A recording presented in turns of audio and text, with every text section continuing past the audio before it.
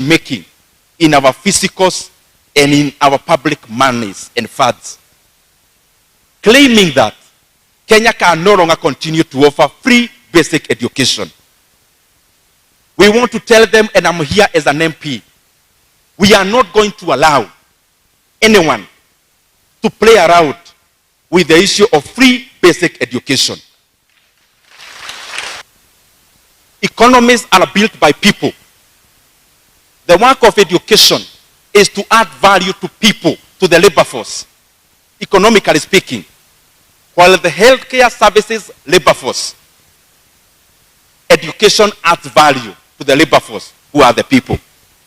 And the economy of Kenya can only grow when education is accessible, it is quality education, and every person has an opportunity to access it. And therefore, the National Treasury and the government, stop those renovations you are doing in big offices. Direct that money into the education of the Kenyan children. Stop those monies hidden at the areas I know, having been the chairman of budget. Stop those ostentatious expenditure. Direct money to where the Kenyans are. And the Kenyans, every family is represented in a learning institution. Na nataka niseme, hatuombi mambo ya free basic education. We are not begging from anyone. We are demanding that it must continue. It is also abhorrent. Ati tunaona watu wanasema at the examinations wazazi watakuwa wanalipa pesa ya exams. We want to tell them, here is an MP, parents will not pay for examinations. Kenya has always afforded to fund free basic education. Kenya has always afforded to pay for examinations. Hii sarakasi haitaanza.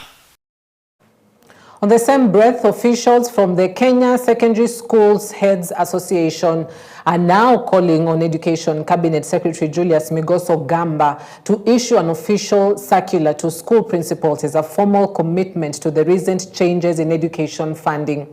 They insist that clear and immediate communication is urgently needed to guide school heads on how to manage the looming funding shortfall. Led by Kesha National Chairperson Willie Kuria and Murang'a County Chairperson Esther Wambui, the school heads have appealed to the government to allow schools to introduce practical and legal mechanisms for raising the additional funds required.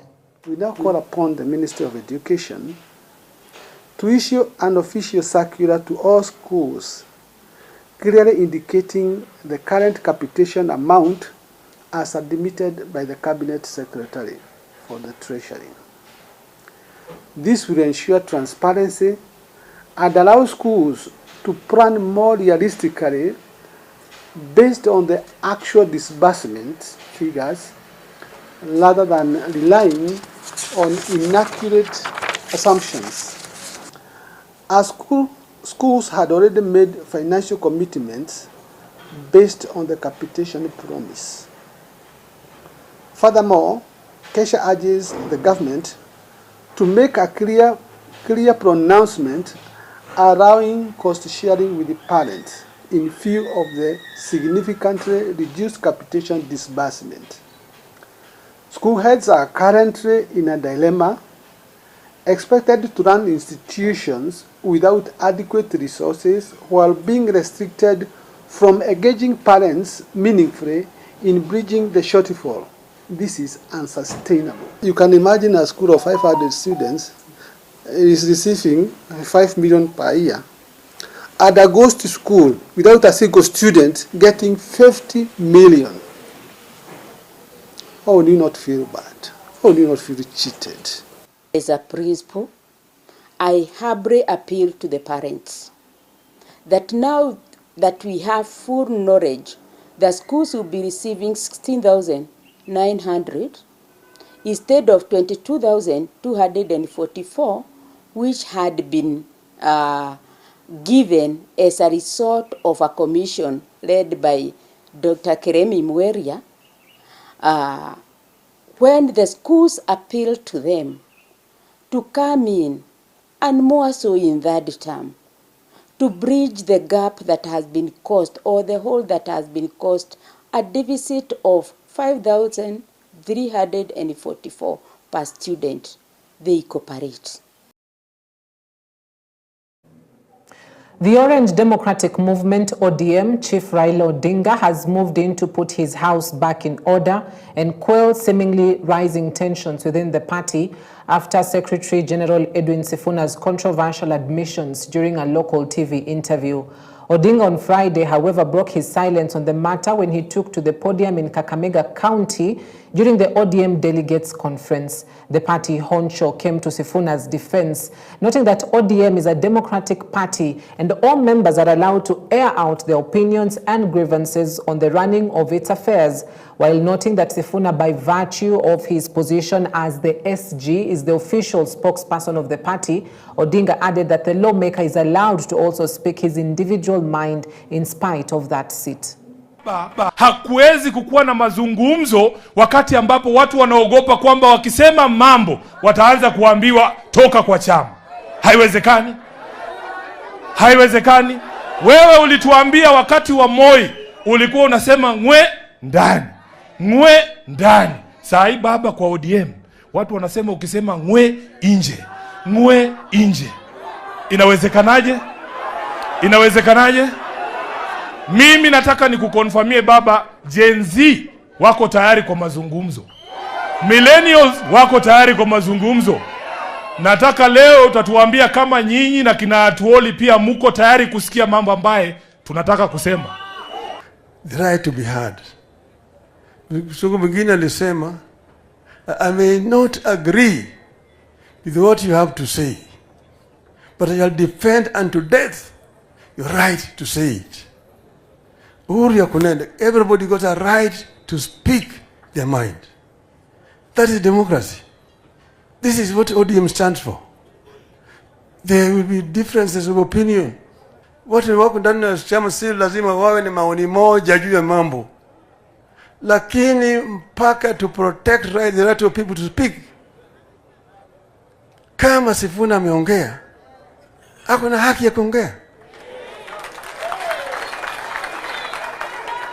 Ako na haki ya kuongea. Kama wewe unatofautiana na yeye kwa maoni, sema yako. Sema yako. Sio ndio demokrasia?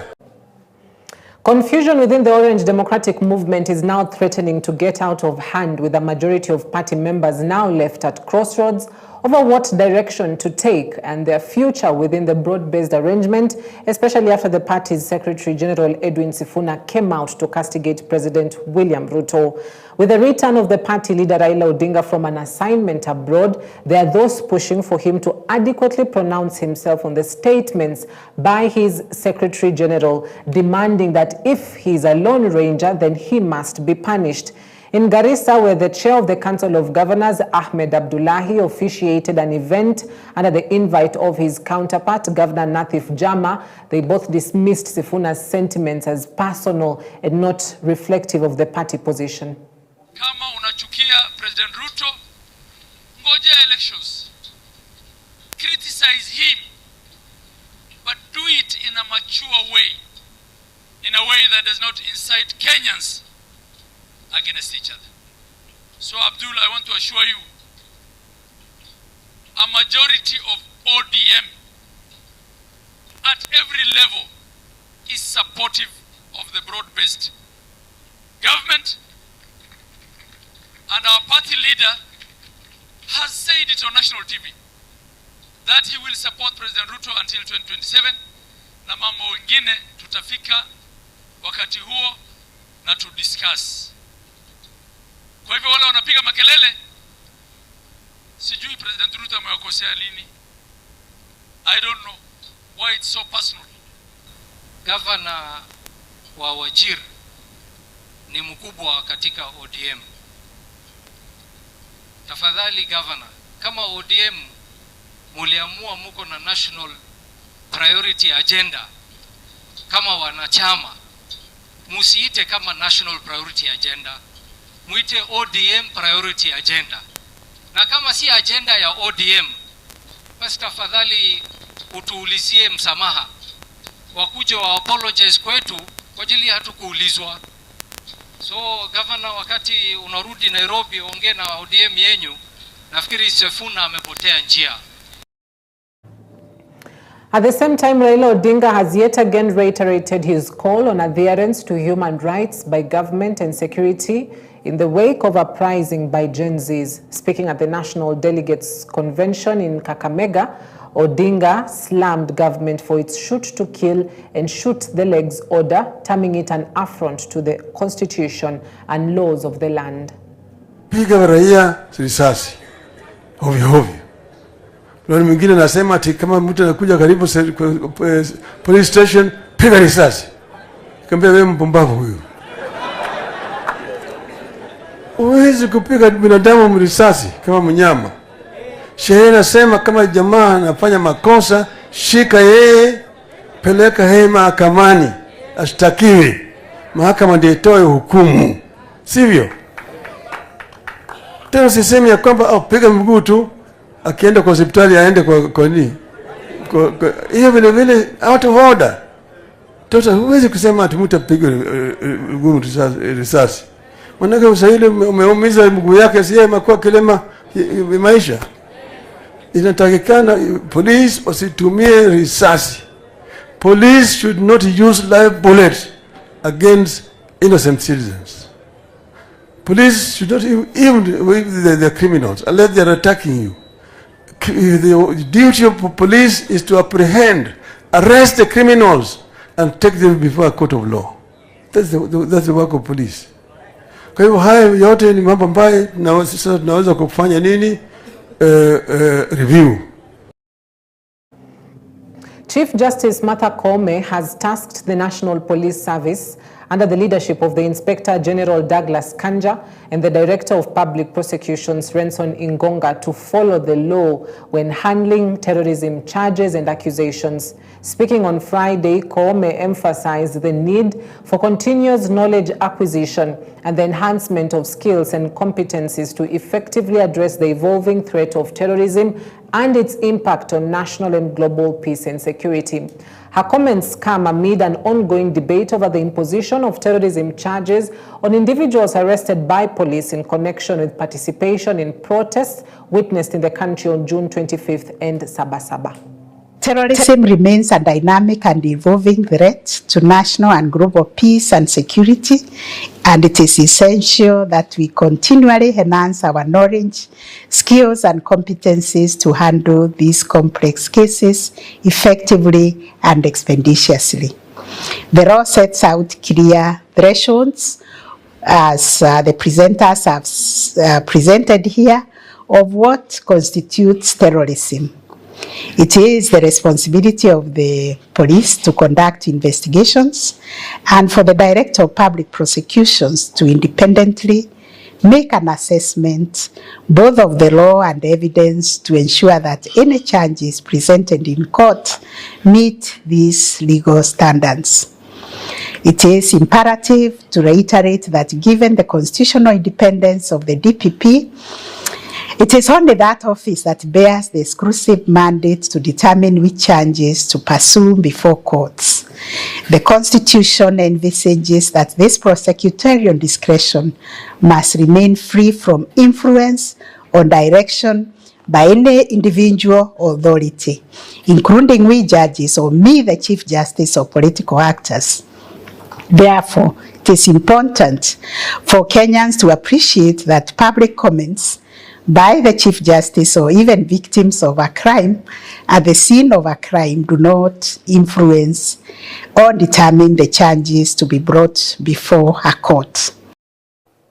You know, the Chief Justice raises serious concerns because if you look at the charge sheets with regards to some of these protesters who have been behind prison or at least behind, you know, the jail lines, and you just wonder, you know, are we able to differentiate what's terrorism in essence as well as what is, you know, cause of violence during protests and such things? So the CJ raises key questions and concerns right there.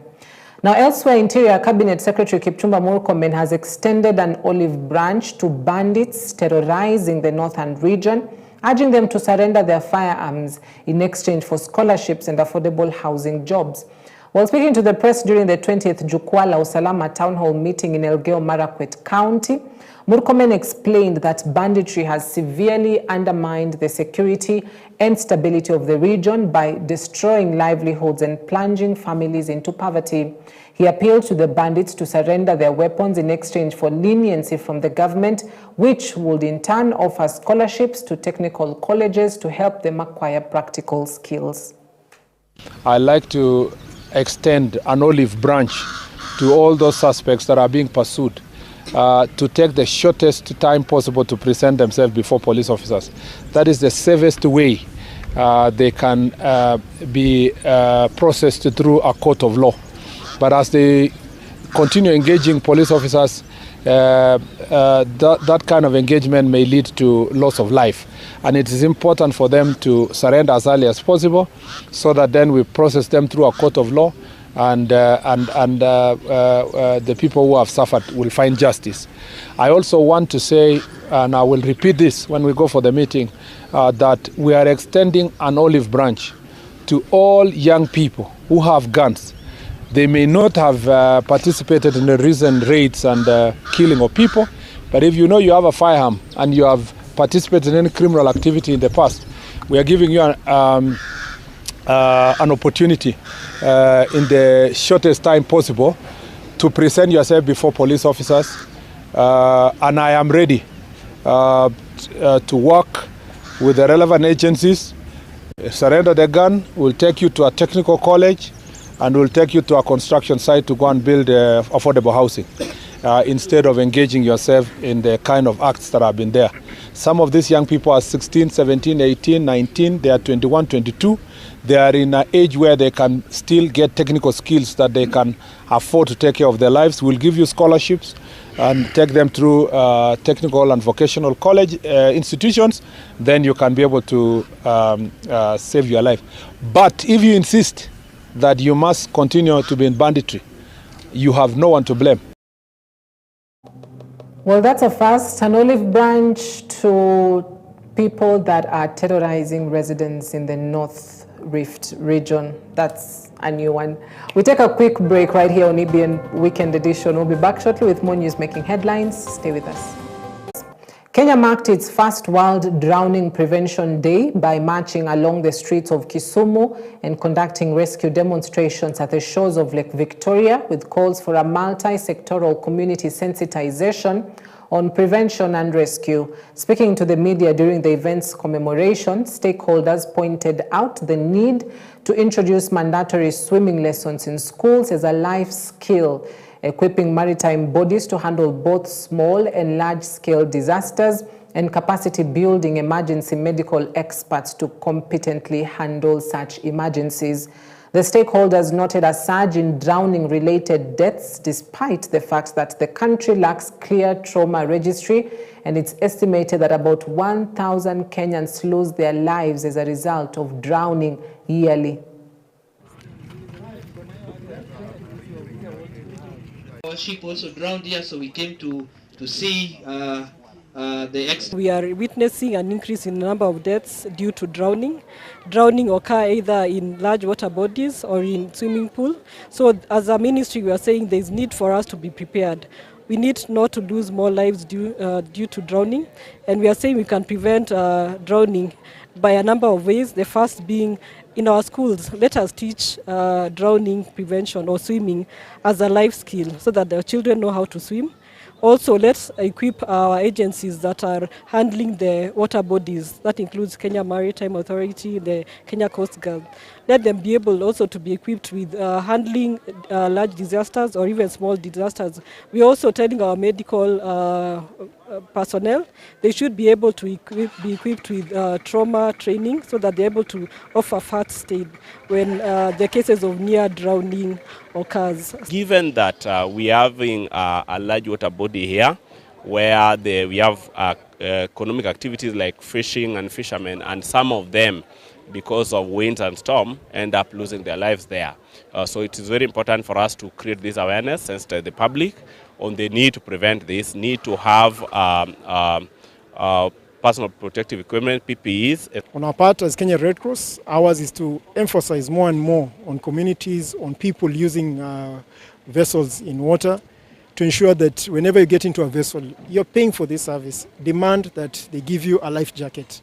It's for your own life. If you ever get into a vehicle and wear a safety belt, a life jacket is equivalent of a safety belt in water vessels. If you own a hotel and you have a swimming pool, fence it off. The idea about children being attracted to the pool on their own, and the idea about having no lifeguard on duty for paid clients is really not welcome.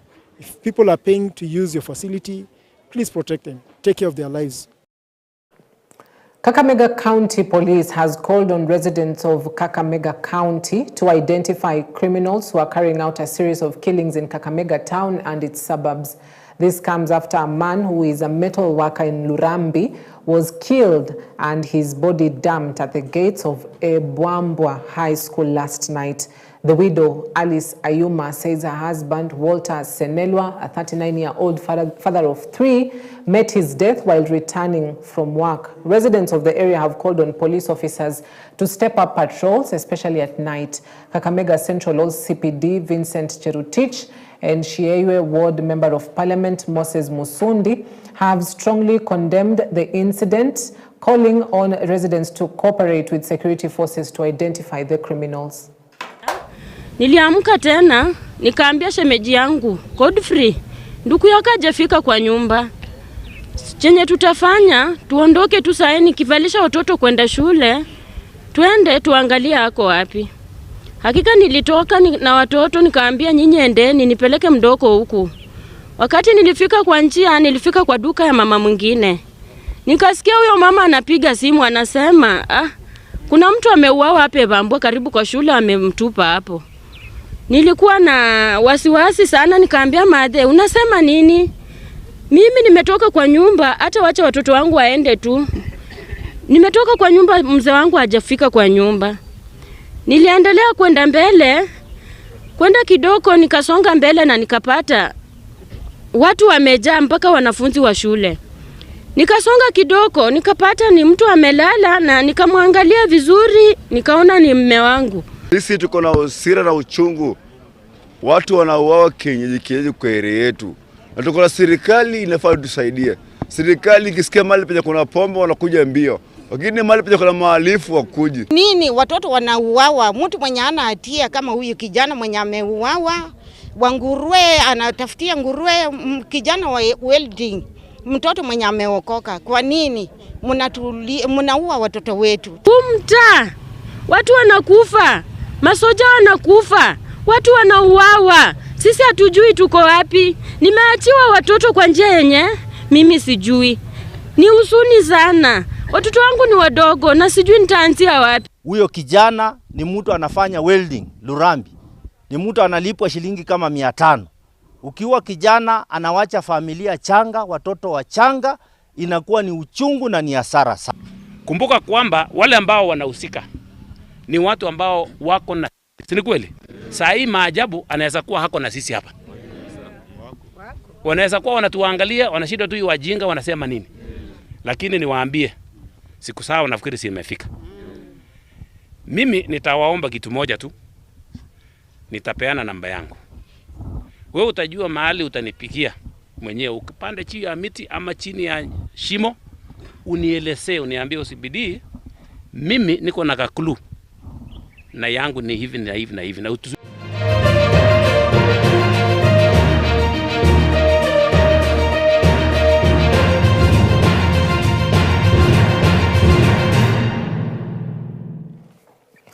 Now let's talk sports. FC Leopards has opened its new fans base in Bungoma County. Speaking to journalists, the new chairman of the branch, Derek Sudi, has committed to ensuring that they get enough funds to help the Leopard Club return to its former glory.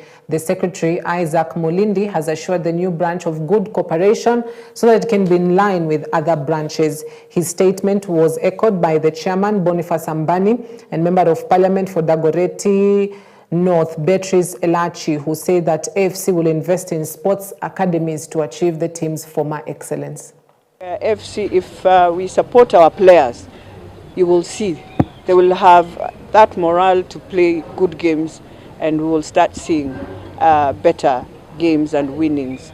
The other thing I want to request the officials is that you sit down and have a good action plan. Have a plan, not so many things, just 3 goals, and be able to build on those goals. Because I think you have one of the best fan base of nearly 5 million people. We are here registered members, roughly 8,000, and all the branches. All what the branches would wish to see is now to see better structures, to see how we work together, that when you go for a game, you feel this is a game you're watching. It does not matter. It is step by step, but one of the things we must take care is the players, because they are the ones who make the team. I'm the chair of Bungoma branch, and we want to welcome each and every one of you to come and join us as we launch our branch today. We have a registration desk. We'll be having a registration desk tent and in the stadium tomorrow.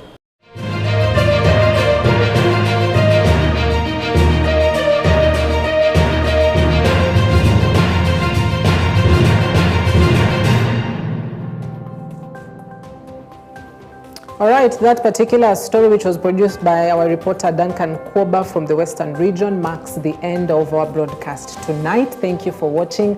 I hope you're duly informed. You've been with, almost forgot her name, Laura Omondi on the sign language interpretation, and myself, Cynthia Nanjala. Wish you a blessed weekend ahead.